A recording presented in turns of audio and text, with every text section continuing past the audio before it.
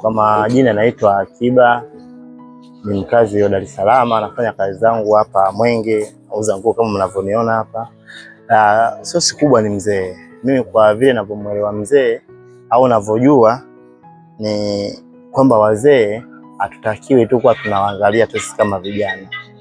Unaelewa, lakini imekuwa tofauti kidogo, yani vijana wakiona na mzee unakuwa unamuona kama hana maana yoyote. Lakini sio hivyo. Nadhani hii zana ni vijana ambao wameileta sasa hivi, lakini kikubwa nadhani tutafute namna ya kufanya, ya kuheshimu wazee, kukaa nao, kuongea pia kama na mahitaji fulani wanataka, basi inakuwa vizuri vyema kuwasikiliza na kuweza kutatua matatizo yao. Mfano mimi na wazazi wangu kidogo umri umeenda na nimetoka mkoani nimekuja kujitafuta huko mjini. Lakini namshukuru Mungu kuona kanipa hile ya kwamba hata nikipata chochote kitu lazima nimkumbuke nini? Mzee wangu nyumbani. Lakini vijana sasa hivi wamekuwa tofauti. Yaani wazee wanachukulia kama vijana wa mtaani, sio hivyo. Kwa hiyo ifikie hatua kubadilike tu. Mtu alokutangulia katutangulia. Hawahi kuona jua anakuzidi. Wana vitu wanaweza kutusaidia wazee. Sio wa kuonaniliwa kwa dharau kama vijana sasa hivi wanavyofanya. Mtu atoka kule mkoani na kuja kujitafuta huku anafanikiwa, lakini anakuwa kumbuki tena wazee wake.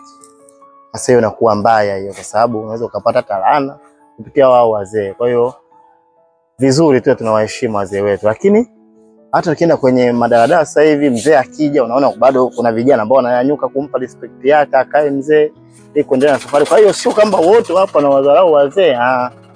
Kuna wengine ambao wanaheshimu, wanajua kwamba wazee wengine wana vitu ambavyo bado wanatufundisha sisi vijana. Mimi nadhani ya kwangu ni hayo tu, lakini sisi kubwa ni kushukuru pia hata wewe mtangazaji ambaye umeligundua hili. Unaelewa, la kuongea kuhusu wazee.